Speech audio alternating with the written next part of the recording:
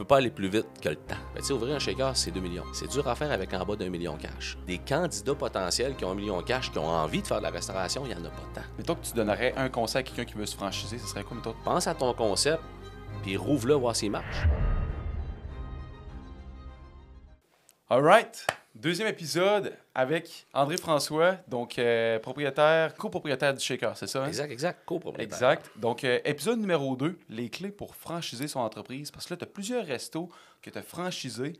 Puis, je trouve ça pertinent de discuter de ça parce que moi, j'ai jamais vécu ça. Puis, ça doit être quand même beaucoup d'étapes à passer au travers. Puis, je suis curieux de savoir comment ça se passe. Comment ça se passe, franchiser quelque chose? Ouais.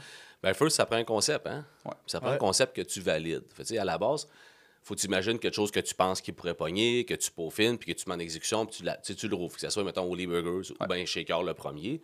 Mettons, on parlait de Shaker. Ben, tu sais, Shaker, on fait le premier en se disant, bon, ben, c'est Starbar qui ferme, on s'en met en échec financier, on flippe ça, on devient Shaker, qui s'appelle Société pendant 1 an, mais vu qu'on veut le franchiser, on essaie d'avoir là, on appelle ça la marque de commerce de société, ça marche pas, il faut changer de nom, on appelle ça Shaker pour la marque de commerce. Puis là, on se dit, bon, mais là, il faut valider le concept. Tu as un concept qui est sur papier, tu le mets en exécution. Un coup qui est en exécution, il faut que tu valides que la clientèle va venir. Ouais. Quand tu essaies de vendre 20 franchises de quelque chose que j'ai jamais ouvert, les chances sont pas grandes. Ouais. Fait que, ce qu'on fait, c'est qu'on en rouvre un, on valide que ça fonctionne, que ça va bien, que les états financiers sont là, que le profit est au rendez-vous. Puis là, tu peux penser à dire, bon, ben là, je pourrais le franchiser. Fait que la deuxième étape, c'est de tout faire la documentation légale. Contrat de franchise, manuel d'opération. Là, tu as de la job en masse. Quelqu'un qui ne sait pas, c'est quoi les premières étapes, tu dirais, de le diriger là-dedans? Surtout les papiers, puis dans le légal. Ben, ça prend un avocat. Un avocat. Il faut qu'un avocat t'accompagne à faire un contrat de franchise. Parce que, tu sais, des franchises, ça fonctionne que tu payes des royautés à un franchiseur. Fait que si tu as un concept qui s'appelle Shaker, qui en a un exemple à Pyramide, si tu veux le franchiser, ben là, ça va prendre un franchiseur. Mais la première étape, il faut que tu formes une nouvelle compagnie qui va être le franchiseur. Tu formes une nouvelle compagnie qui est le franchiseur. Cette compagnie-là se met à développer tous les documents parce que c'est elle qui va vendre des franchises. Fait qu'elle se met à faire un contrat de franchise, un manuel d'opération pour ses magasins. Puis un coup que tu as ça, ben là, tu essaies d'en vendre. Ça marche pas parce que tu n'as rien qu'un. Fait que c'est pour ça que souvent, les brands qui ont pogné, les premiers étaient corporatifs. Parce que tu sais, quand même que tu en as un à Québec, un Shaker qui va vendre en Pyramide, personne de Montréal connaît ça, personne de Chicoutimi connaît ça, tu n'as rien qu'un. Là, tu dis, bon, mais si on veut faire une franchise un jour, il faut en faire plus qu'un. Fait que là, tu dis, bon, on trouve un bon spot, c'est nous autres qui fait le deuxième. Là, tu mets ton argent, tu fais ton deuxième. Le deuxième marche encore comme, OK, ça va bien, là j'ai quelque chose. Là. On en fait-tu un troisième? Y en a-tu un qui serait intéressé à le prendre? Personne ne lève la main. Bon, on va le faire. On fait un troisième corpo. Fait que là, tu fais un 3 corpos, un 4 corpos, un 5 corpos. Le bonhomme, il dit, hey, t'es pas, ça a l'air à bien aller. Ouais, ça va bien. Hey, je n'achèterai un, moi, de ça. Ah ouais, parfait. Puis là, j'ai un contrat de franchise, j'ai tout le manuel C'est ça, vous êtes d'opération. préparé d'avance. T'as pas le choix, tu sais. Fait que c'est ça, faut que tu fasses. Fait que les premiers, c'est toi. Puis après ça, tu montres que ça marche le concept. Puis après ça, le monde sont prêts. Ben oui, tu sais, tant qu'il n'y a pas d'engouement autour de ton concept, c'est dur d'en vendre. Puis des fois, tu peux faire quelque chose qu'au premier, il va y avoir un engouement de fou, mais c'est rare pareil. Fait, tu sais, le but, c'est que tu en fais un, tu valides le concept, tu crées l'engouement. Fait que soit que tu es tellement fort en médias sociaux, Salvatore, ou tu l'es moins, ben là, tu le répètes jusqu'à temps que tu rayonnes un peu plus, Mais que les gens te voient. vous êtes fort dans les tendances, dans le hype, là, tu sais. Tu sais, on a 25 ans, on est déjà tout allé au Shaker, j'imagine. Là, tout le monde connaît ça.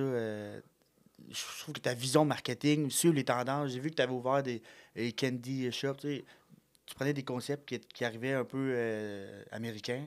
OK, ça va marcher. Comment tu sais que ça va marcher? Ben, tu le sais pas. Tu sais pas? Tu le sais pas, la vérité. La vérité, c'est souvent un guess. OK. Puis au niveau, ce qu'on est rendu, c'est le fun, mais c'est plate. Mais tu sais, on a le luxe d'essayer puis d'échouer. Ça arrive. Là, on échoue des affaires, puis ça fait partie de la game. Puis Ça passe un peu sous le radar, c'est pas ben, pire. oui, puis c'est correct. Il n'y a pas de gêne. Des échecs, je n'ai plein en affaires, puis ça fait partie de la réussite. Ce qui est important, c'est pas manquer ta première. Parce que ta première, elle va te faire perdre 10 ans. Fait tu sais, si, mettons, à 20 ans, quand j'ai acheté mon dépanneur, j'aurais perdu 50 000, ben, j'ai arrêté sur le cul plusieurs années de ma vie. Là. Aujourd'hui, si on fait une business, je perds 50 000, ben, je ne veux pas dire que je trouve pas ça plate. C'est super plate. Tout le monde a besoin d'argent. Mais je vais quand même vivre, je vais quand même mettre du gaz dans mon char, puis je vais nourrir mes enfants. Là, puis au pire, ben, je vais passer une couple de mois sans faire. T'sais. Fait que c'est... Aujourd'hui, un échec me coûte moins cher, à moins que je ferais encore un all-in. Quand tu es jeune, tu as 22 ans, 24 ans, tu trouves un commerce, souvent tu fais all-in dedans, puis c'est correct. Puis il y a du monde qui font all-in toute leur vie. Je pourrais encore faire des business all-in, ça serait super facile. Je vais en faire une assez grosse, qui fait qu'il faut tout tu mettre. Mais tu sais, à mon âge, j'ai plus le guts, j'ai plus l'envie. Je fais plus... Aujourd'hui, je mets des lignes à l'eau.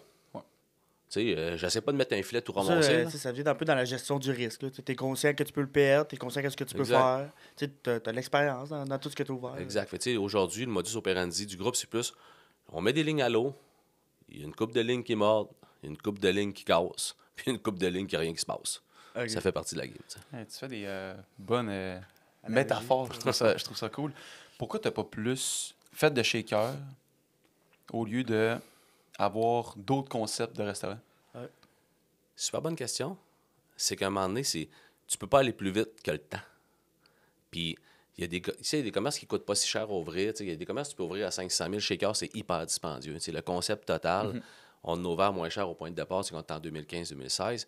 Mais 2020, à partir de 2023-2024, c'est après la pandémie et tout ça, ouvrir un shaker, c'est 2 millions. Un PPE, c'est 500 000. Un prêt conventionnel, tu vas aller chercher 500 000. C'est dur à faire avec en bas d'1 million cash. Fait des candidats potentiels qui ont 1 million cash, qui ont envie de faire de la restauration, il n'y en a pas tant. Ouais. Fait c'est dur à développer pareil, c'est sa vérité. Fait pourquoi on ne va pas plus vite? Parce qu'on ne peut pas, puis on n'a pas les moyens de le faire. Si tu me disais, tu voudrais-tu en ouvrir 30 d'un coup? D'un coup, non. Je voudrais-tu en ouvrir 30 autres? Oui. Mais là, ça prend une équipe pour le faire. Ouais. Puis ce que les gens ne pensent pas souvent, c'est que dans une croissance, les gens négligent la difficulté du cash flow. Une croissance, c'est dur sur le cash flow, c'est débile. C'est sûr. On voit Salvatore aller, là. Tu peux te dire que le cash flow, il est tough avec l'équipe qu'ils ont en haut. Hey, ils en font de l'argent, c'est gros, mais ils ont une gestion du cash flow qui doit être super serrée. Puis, il y a quelqu'un qui s'occupe de ça parce que quand tu développes, tu investis. Ouais. Mais quand tu développes vite, tu investis bien plus avant que ça rentre. Fait que c'est là que ça vient tough. Fait que, on a fait une année qu'on a fait 5 shakers, on a fait 4 cette année, mais l'année qu'on a fait 5 shakers, ben moi, une équipe qui soutient, mettons, des ouvertures de shakers, ça coûte quoi, peut-être 250, 350 000 par année, mettons, à soutenir cette équipe-là, mais tu les engages pas à se mettre avant tu rouvres. C'est un sacrifice ou compromis à faire que tu as une vision pour dans 10-15 ans. Exact. Puis là, mettons, ça te prend 4 membres pour faire une équipe d'ouverture. Puis 4, c'est serré. 4, mettons, nouvelles personnes, puis d'autres que tu prends ailleurs. Ben, ces 4-là qui demandent 350 000 de salaire à 4, tu ne les trouves pas le lundi quand tu trouves le vendredi. Là. Tu les engages des mois d'avance, il faut que tu les formes des mois d'avance. Tu as peut-être 200-300 000 de salaire de dépenser avant de nourrir un qui va te donner quoi, 150 000 de revenus? T'sais? Fait que ça vient tough à un moment donné de dire, quand tu es en croissance, autant plus tu dis, mais j'en rouvre 4 par année, ça me prend une équipe de 350 000. Mais à 8, j'arrive plus à 350 000. Là, ça me prend 700-800 000 de salaire. À un moment donné où j'en rouvre 20 par année, mais ça prend 1 million de salaire. Mais 1 million de salaire, faut que tu le dégaines. Là. Ouais. Fait que c'est là que ça vient tough à un moment donné, la croissance. Puis, nous autres, juste par la difficulté de trouver des bons spots. Si on parle de, mettons, Subway, je pense qu'il rouvre un magasin par 8 500 habitants, exemple. OK. Moi, Shaker, en bas de 90 000, 100 000 habitants, ça vaut pas la peine. Mon concept, il est trop... Il marche pas. Si on va on l'a essayé à Rivière-du-Loup, 20 000 personnes, ça n'a pas marché. Okay. Trop tough. Il y a des places qu'on a un peu moins que 100 000, puis ça marche pareil. Mais aujourd'hui, je ne veux plus faire du moins de 100 000. Pourquoi? Parce que le risque est trop grand pour l'investissement qu'on fait. Fait que ça fait que des places que 100 000 habitants, au Québec, il n'y en a pas 100. Ouais, il n'y en a pas tant que ça. Puis après ça, si tu veux t'exporter ailleurs, Toronto, Ontario, Colombie-Britannique, là, c'est toute une nouvelle documentation légale. Ouais. La documentation légale pour aller faire Toronto, là, c'est un délire légal. Sébastien Battiello nous partageait que essayer de franchiser au Canada anglais, c'est complètement différent. Là. C'est une autre game, fait que ça doit être quand même. Mettons que tu donnerais un conseil à quelqu'un qui veut se franchiser, ce serait quoi, mettons, ton meilleur conseil pour quelqu'un qui nous écoute? C'est aussi simple que pense à ton concept, puis rouvre-le, voir s'il marche. Puis s'il marche, après ça, fais pas tes documents. Après ça, fais un deuxième, fais un troisième. Puis si les 3 marchent, parce que souvent, il y en a un qui marche parce que tu as trouvé un bon spot. Ouais. Souvent, on a testé à Pyramide, nous autres, à Sainte-Foy. On testait nos brands à Pyramide. Ouais. Puis ça a été souvent les plus forts de la chaîne. Du spot. À cause du spot. Fait que c'est là qu'à un moment donné, tu peux te faire jouer un tour, là, de penser que ton concept, il vend 2 millions par année. Hey, j'en fais 10, ça fait 20 millions. Non. Ça se peut que le deuxième vende 1,2, puis le troisième vende 1, puis le quatrième vende 1,4. Mais t'es pas à 2 millions de moyenne pendant tout. Puis il faut aussi, le spot, ça prend en considération sûrement les compétiteurs autour. Tu sais, c'est à Montréal, tu en ouvres un, mais qu'il y a un autre restaurant semblable d'une autre brand. Tu sais, là, il y a comme une compétition. Oui. Si à Québec, tu es le seul, c'est sûr, comme tu dis. Oui, mais personnellement, moi, la compétition, ça m'a jamais fait peur. Oui. J'ai l'impression que la compétition, ça t'aide à t'améliorer, ça te force à devenir meilleur. À te démarquer. Puis ça m'appartient ce que je vais dire, mais humblement, j'essaie de faire des concepts que je rayonne toujours le mieux dans mon secteur. Fait que je me dis, ben, moi, si j'étais McDo, j'aurais pas peur de m'installer à côté d'un Burger King dans la vie. OK. Mais si j'étais Burger King, j'aurais peut-être la chaîne de m'en aller à côté d'un c'est McDo. bon, ça. Ouais. Hey, Fait que, fait que j'ai l'impression que quand on travaille un concept, j'essaie d'être tout le temps le plus fort en me disant, si je m'en vais dans son secteur, que lui vit, ben, je devrais bien vivre. OK. Vraiment cool. Hey, je suis tellement concentré. Je suis comme, hey, c'est tellement intéressant ce que tu dis. C'est wow. Penses-tu que ouvrir d'autres brands que Shaker, naturellement, avec le temps, tu dois poser plus de temps dans ça, mais est-ce que ça t'enlève du focus du Shaker ou... C'est sûr. Ouais. Garanti. C'est garanti. Je veux dire, tu sais, c'est comme si tu me disais, tu as un enfant, tu lui donnes tout ton temps, tu as 10 enfants, tu en donnes autant à chacun, impossible. Tu sais, je veux dire, peux pas donner... Faut que tu le divises ton temps. Il y a rien que 24 heures d'une journée, tu essaies d'en dormir 8, il en reste 16. Puis si tu as 16 business, tu peux pas donner 16 heures à chacun. Fait que, tu sais, à un moment donné, il faut que tu choisisses. Des personnes en place. Ben oui. Fait que c'est là, ça vient de dire, faut que tu délègues. OK. Puis, tu sais, j'ai mis beaucoup de temps dans les dernières années à déléguer. Puis déléguer, c'est bien plus tough que le faire. Parce que quand tu délègues, tu perds en qualité first. Tu perds en profit, mais tu peux en faire d'autres ailleurs. Ouais. Fait que, tu sais, il n'y a personne, tu sais, on n'est jamais mieux servi que par soi-même, c'est vrai. Mais si tu veux manger dans plus qu'une assiette, à un moment donné, il faut que tu délègues pareil, tu sais. Fait que c'est de là que ça vient que on perd-tu du focus dans Shaker? Oui, mais j'ai embarqué des personnes dans ma chaîne avec moi, j'ai délégué des choses, qui ont pris des responsabilités, qui sont devenues imputables de des dossiers, puis qui font ça de main de maître. Est-ce que je chapeaute aujourd'hui encore toute l'opération Shaker? La réponse, c'est oui. Mais ce que je fais tout, jamais de la vie. OK. Tu sais, je consacre dans ma semaine présentement plusieurs emails, plusieurs discussions. Mais j'ai une journée par semaine qui est le lundi, matin au soir, meeting avec mes directeurs, qu'on enligne la semaine. Les autres, ils passent la semaine à mettre en opération, absorber les problèmes, noter ce qu'il faut discuter le lundi d'après. Le lundi d'après, on close des décisions. Tu sais. OK. OK. Ben, je pense à Sim là, qui fait super bien ça. C'est un délégueur de maître. Tu sais, mettons, tu vas prendre une personne dans ton marketing Facebook qui va être meilleure que toi. Ouais. Tu sais, des fois, tu peux déléguer à des personnes. Nous autres, dans notre entreprise, je vais déléguer à un comptable qui va être meilleur que moi dans le comptable. Tu sais, c'est sûr que tu vas déléguer tes faiblesses, tu vas garder tes forces. Mais tu disais tantôt que des fois, tu es toujours mieux servi par toi-même, mais des fois, quelqu'un d'autre peut quand même venir renforcer ça. Non, exact. Tu sais, quand tu t'entoures et tu délègues, je le disais dans une capsule, tu sais, ta job, c'est de devenir un chef d'orchestre. Tu sais, fait que quelque part, tu n'es pas supposé être le meilleur dans rien. Tu espères être le meilleur dans tout. Faut que tu focuses pour être le meilleur dans tout. Mais je veux dire, comment tu veux que je sois meilleur en finance qu'un gars qui a fait un bac en finance? Comment tu veux que je sois meilleur en marketing que quelqu'un qui a fait un bac en marketing? Moi, ma job, c'est que j'ai fait un bac des affaires dans ma tête sur le plancher des vaches. Tu sais. Ça, je vais être le meilleur pour moi. Fait que j'essaie de m'entourer des gens tous plus compétents que moi. Puis comme je disais, c'est super contre-intuitif, ça, là, parce que c'est dur de prendre quelqu'un meilleur que toi. Il y en a que ça les rabaisse. Mais moi, ça me fait pas ça. Moi, je suis comme, ah ouais, t'es meilleur que moi, viens-t'en.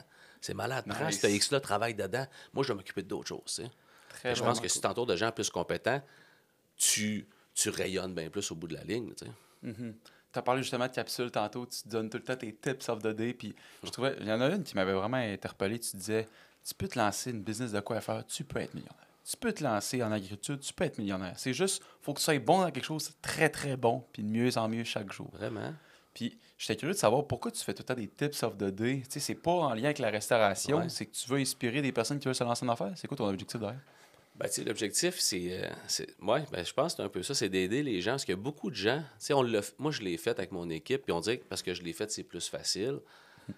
Puis quand tu n'as jamais rien fait de là, ben c'est tough. Fait qu'il y a beaucoup de gens qui me demandent conseils pareil. J'en reçois beaucoup de mes amis, des textos. Hey, tu sais, tu penses quoi? Tu ferais quoi? Je suis comme, pourquoi commander? Puis je me rends compte avec mes partners qu'on parle tout le temps d'affaires, ben, je suis tout le temps en métaphore à expliquer ce qui se passe, qu'est-ce qu'on devrait faire. Pourquoi je ne le mettrais pas à large? Ça va me nuire à quoi? Au contraire, ça va aider du monde. Puis moi, si on a plus d'entrepreneurs québécois qui réussissent, si on a plus de monde qui s'investissent dans le monde des affaires, ça va juste nous aider. Là. Partager ta passion. Ben oui, t'as raison, Sur absolument. l'entrepreneuriat, puis Exact. comment gérer une business. Puis je pense que justement, quand j'ai un gars que je suis beaucoup sur les réseaux, il s'appelle Alex Hormozy. Puis, tu sais, il dit plus tu donnes de value, plus tu donnes de valeur en général dans ta vie, par défaut, plus ça va te revenir. Vraiment. Souvent, on entend justement la quote, la citation. Ceux qui donnent reçoivent souvent. Fait que je trouve ça, en tout cas, tes vidéos, félicitations, je trouve ça vraiment cool. Puis je tiens à remercier. Je trouve ça le fun d'avoir des personnes qui sont allées aussi loin puis donner des conseils qui sont très humains. Tu sais, tu vas très concret. pas des réponses de politiciens, puis c'est vraiment des exemples. C'est ça que je trouve cool de tes concepts. Puis, ouais. On va continuer. Yes. J'ai une question sur. On parlait tantôt des cultures québécoises. Il y a une culture aussi qui est différente entre ici à Québec, à Chicoutimi, à des places. Comment que tu réussis à que les shakers aient toute la même vibe, la même ambiance dans différentes villes? Ben, tu sais, il y a des mini-adaptations qui se font quand même pareil. Tu sais, des fois, il y a des affaires au menu qui sont pas tout à fait pareilles, des prix différents, des promotions un peu différentes, mais overall, ça se ressemble beaucoup. Tu peux changer des assiettes ou Ben, des... tu sais, mettons, Rimouski va avoir des choix un petit peu différents parce que quand on les a rencontrés, il y avait des demandes spéciales pour on a accepté. Tu sais. OK. Après ça, Saint-Georges-de-Beauce, à un moment donné, il faisait beaucoup de plats pour les épiceries. Tu sais, qu'on faisait pas nous autres dans les autres shakers. OK. Tu sais, on essaie d'adapter un peu la réalité de chacun, mais au bout de la ligne, vu que shaker, c'est un concept qui sert la masse, ben, la masse se retrouve partout. Fait que, tu sais, c'est sûr que si tu es un restaurant hyper niché, à Montréal, ben, j'ai inventé, mettons, un Thaïlandais, un Japonais hyper niché, ben, ça se peut qu'il ne marche pas à Chicoutimi, là, parce que c'est trop niché. Shaker étant un concept de masse, ben, burger, frites, tartare. Ils s'en mangent à Chicoutimi, à Sept-Îles, à Montréal, ils s'en mangent partout de ça. Ça fait que le concept est pour tout le monde, il fit un peu partout, tant qu'il y a du monde, tant que la population le permet. Là. Ah, c'est bon, des fois, on réalise pas. Tu as une idée de génie, puis là, tu essaies à une autre place, puis ça marche pas. Ouais.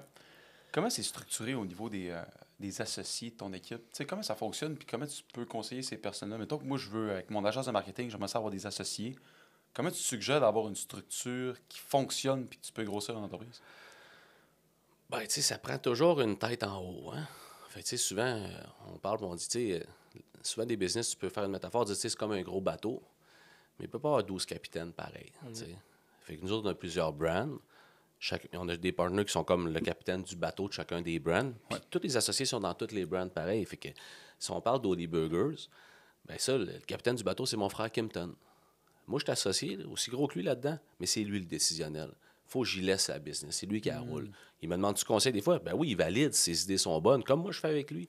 Mais tu sais, à un moment donné, ça prend un capitaine dans chaque bateau, puis le capitaine, il faut qu'il s'entoure lui-même. OK. Tu sais, fait que la plus grande qualité qu'un capitaine de bateau peut avoir, c'est de choisir une bonne équipe en dessous de lui. Si t'es pas de t'entourer, la réussite va être tough. Fait que, tu sais, c'est toi qui dois choisir ton monde.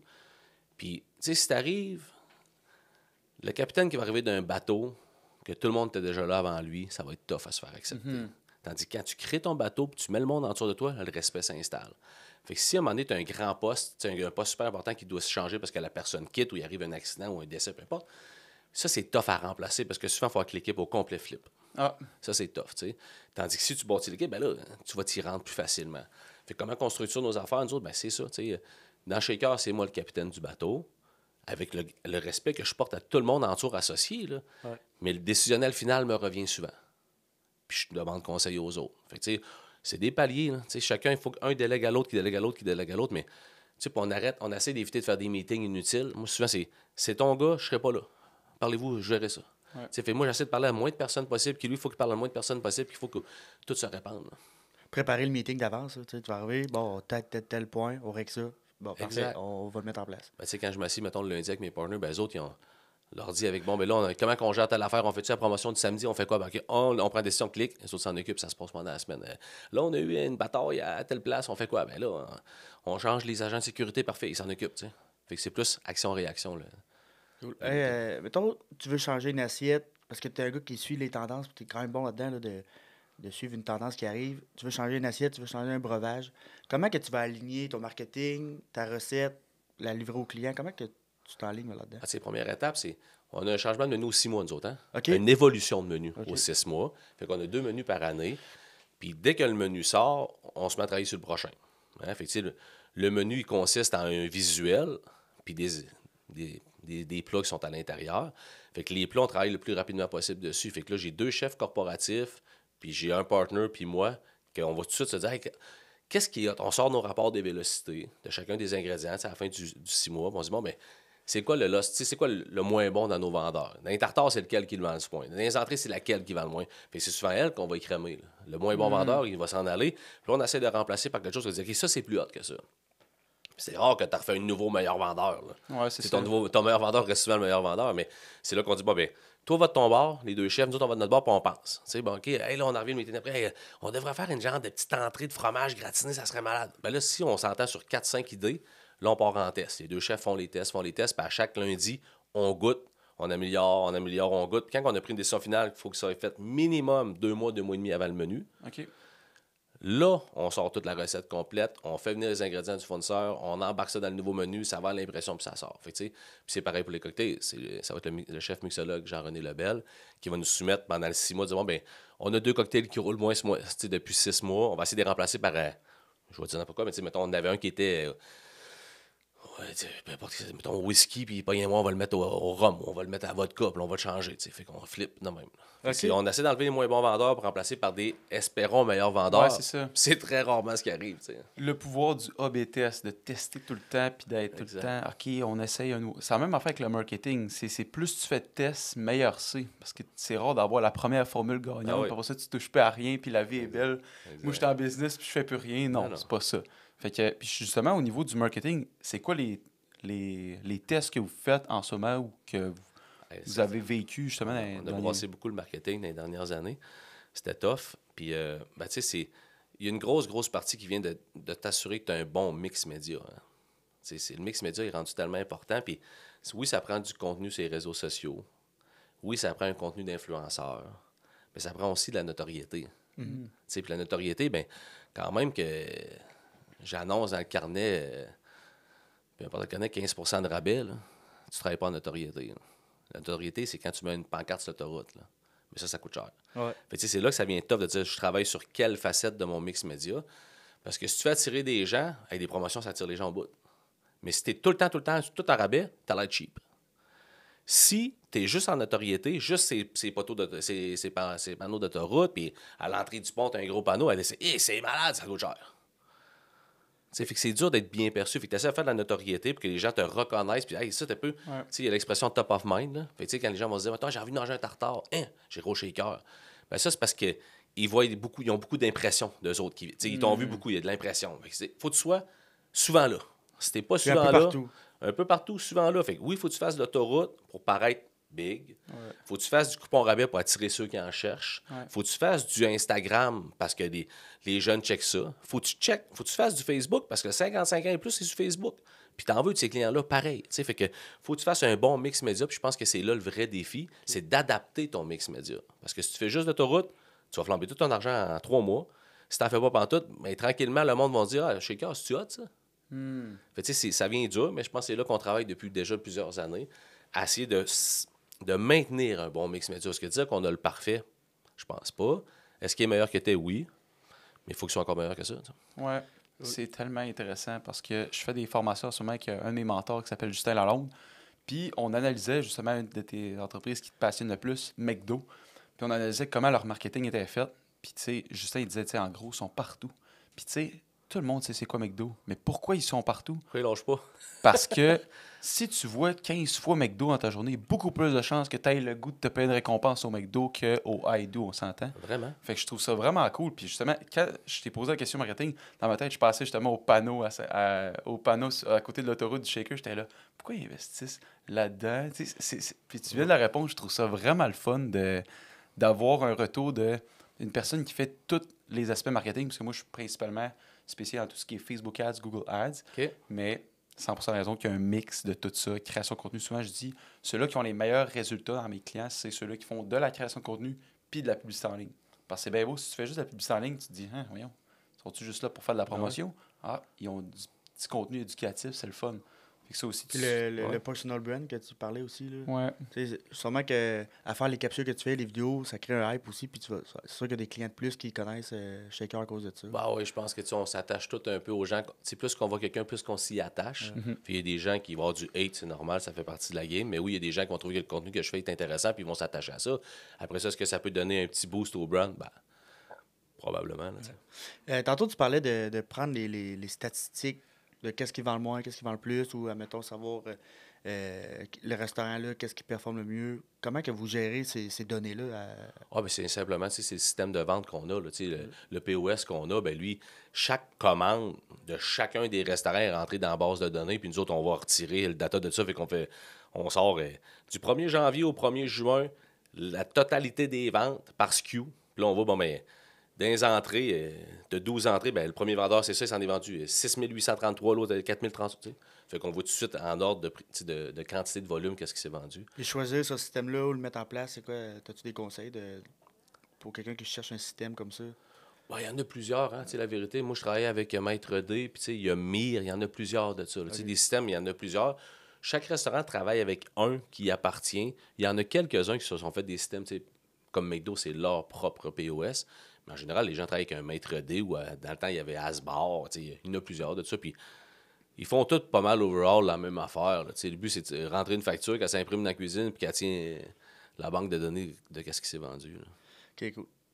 Ça fait pas mal le tour. André-François, merci beaucoup de ton temps. C'est très, très apprécié.